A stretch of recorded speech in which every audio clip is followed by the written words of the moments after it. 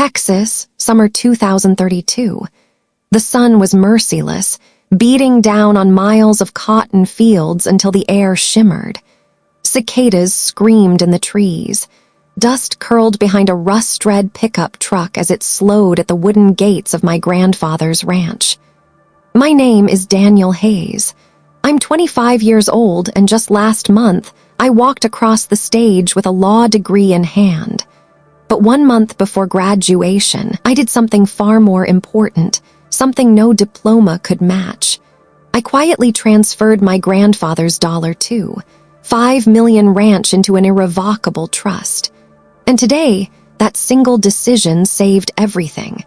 Because last week, my uncle, Randall Hayes, rolled up with a slick smile and a lawyer nobody had ever heard of. His voice carried across the yard, sharp enough for every neighbor leaning on their fence to hear. "This ranch belongs to me now. You've got until Sunday to clear out." I didn't yell. I didn't argue. I just stood on the porch and I smiled. Because what Randall didn't know was that I had already outsmarted him, long before he made his move. But back then, I couldn't predict what was coming. I couldn't know that his greed would push him so far that he'd dare to make his play in front of a casket.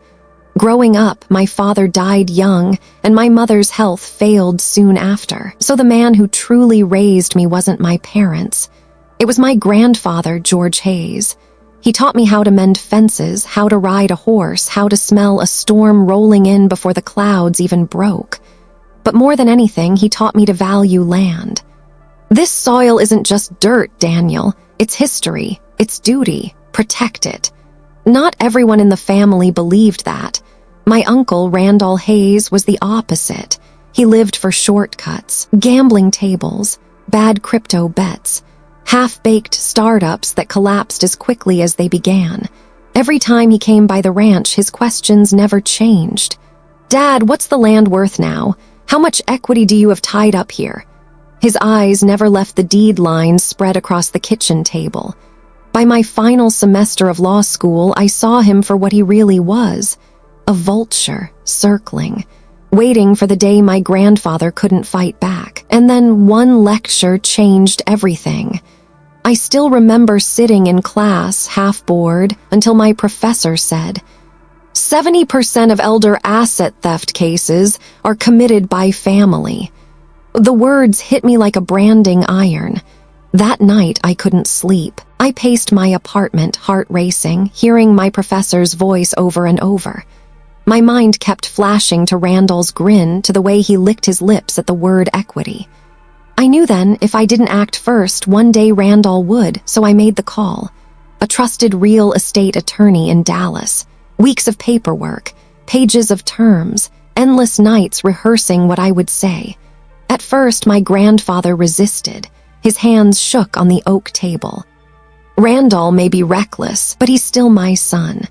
That's when I pulled out my phone and pressed play. A late-night recording of Randall bragging to a drinking buddy about pawning off the ranch to cover his debts. The room went still.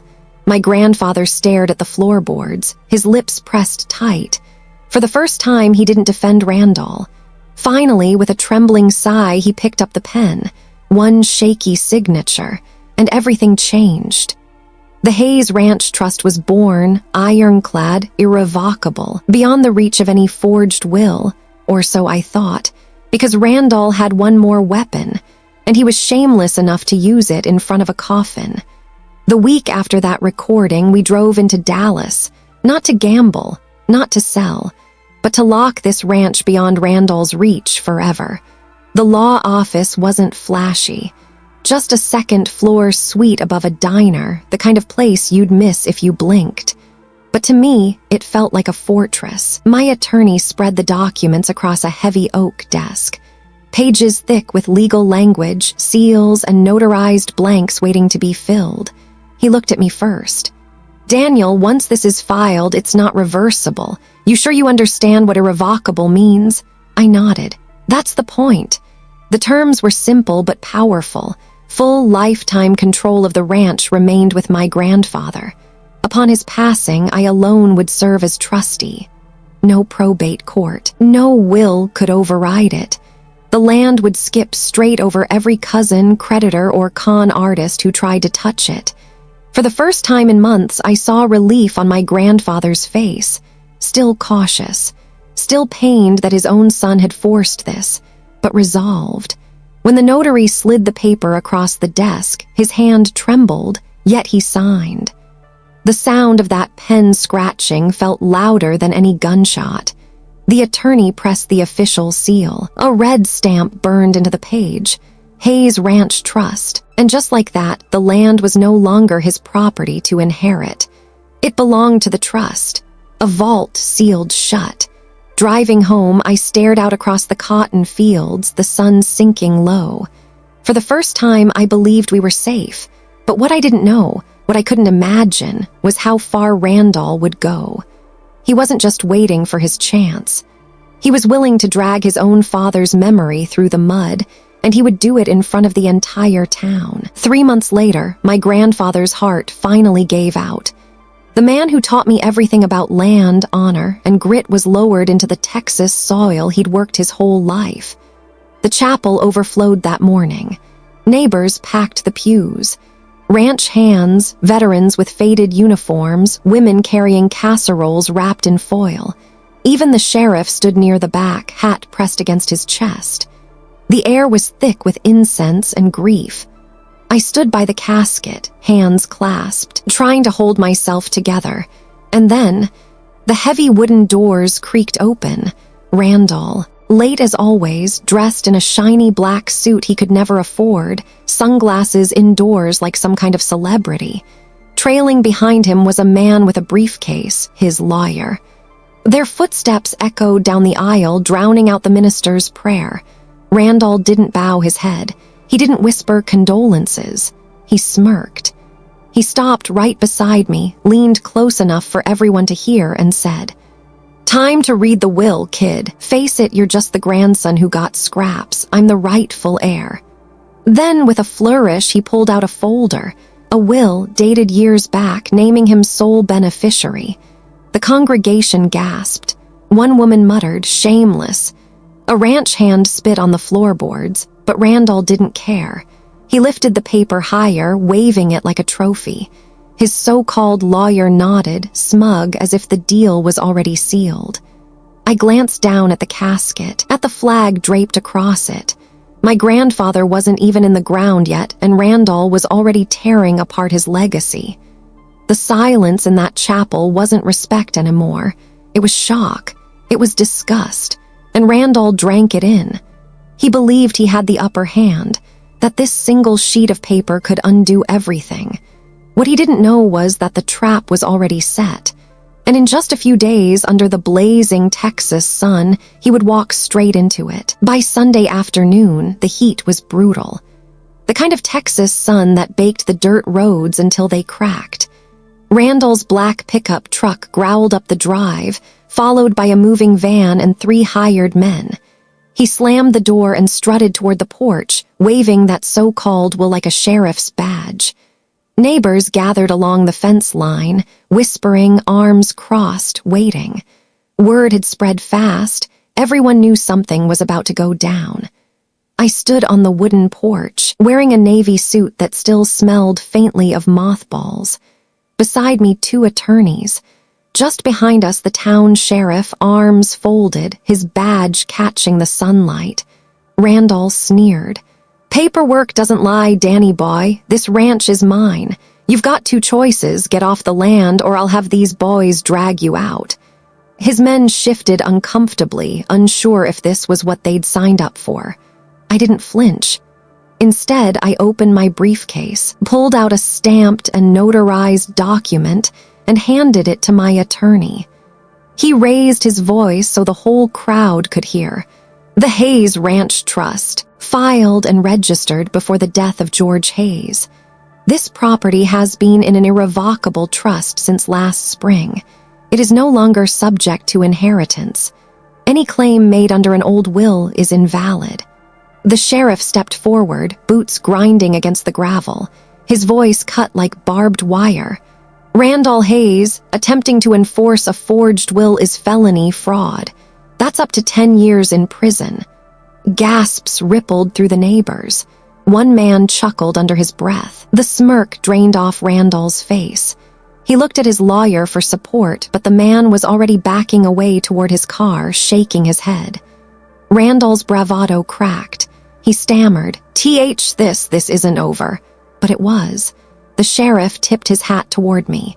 "Mr. Hayes, you hold the legal deed. This land is yours to protect."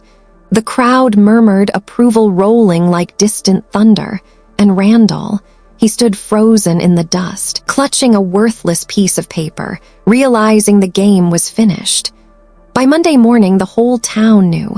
Randall Hayes, the man who swaggered into his father's funeral waving a will, had been exposed. And the wolves smelled blood. Scene won the repo. At high noon, a tow truck rumbled into Randall's apartment complex in Dallas. His shiny black pickup, the same one he drove up to the ranch with, was chained and dragged out while neighbors filmed on their phones. "Guess the ranch didn't cover it, huh?" One man laughed from the balcony. Scene 2, the eviction. 2 days later, his landlord taped a bright orange eviction notice on his apartment door. Randall opened it in a stained t-shirt, clutching a box of unpaid bills. Tenants gathered in the hallway, whispering as he shuffled out with cardboard boxes, head down. Scene 3, the creditors. Then came the knocks. Bookies, creditors, failed business partners. One after another. The moment they realized the ranch was untouchable, the threats came fast and ugly. "You've got 30 days, one man hissed. Another waved a contract, snarling, "You swore you'd use the ranch as collateral." Scene 4, the media. Finally, the courthouse. Reporters swarmed as Randall was dragged inside for questioning. "Mr. Hayes, did you forge your father's will? Did you try to steal land from your own family?" Flashes blinded him. His one slick lawyer was nowhere to be found. Randall's hands shook as he pulled his jacket over his face, stumbling through the mob. By summer's end, he had nothing left. No truck, no apartment, no allies. The man who once boasted about taking over the Hayes Ranch was now branded forever. A conman, a fraud, and a son who tried to rob his own father's grave. And while Randall's name turned to ash, the ranch remained untouched. The same fences, the same cattle, the same soil my grandfather had entrusted me to protect. But for me, the story wasn't finished yet, because the ranch wasn't just saved, it was reborn. 2 years later, the ranch looked different. Not because the land had changed, the fences still stretched for miles, the cotton still swayed in the summer wind, but because of the people who walked it. Where Randall once saw dollar signs, I saw second chances. I opened the ranch gates to veterans, men and women who'd come home from service with nothing but scars, both seen and unseen. We turned the old horse stables into classrooms, the hay barn into a workshop, and the dusty pastures into training fields. One of the first to arrive was Jake, 29, a Marine who carried the weight of Afghanistan in his eyes. He barely spoke at first, slept in his truck, avoided the others. But when he stepped into the fields, when he laid his hands on the soil, something shifted.